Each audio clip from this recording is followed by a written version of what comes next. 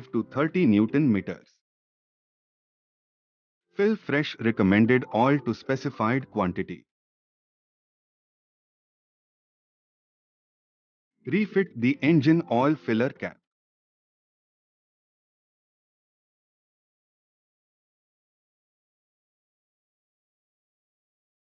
Refit the engine encapsulation cover.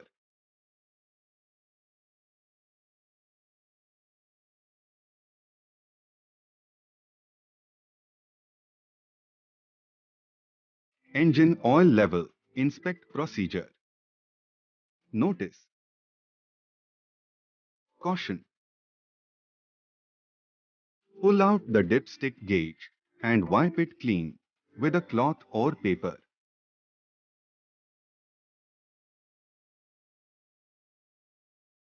Insert the dipstick gauge into the dipstick guide fully till the end. Pull out the dipstick slowly and check for the oil level mark between maximum and minimum level. If found below minimum level, top up with recommended oil. Insert the dipstick back and fix properly. Start the engine and check for oil leakage or seepage at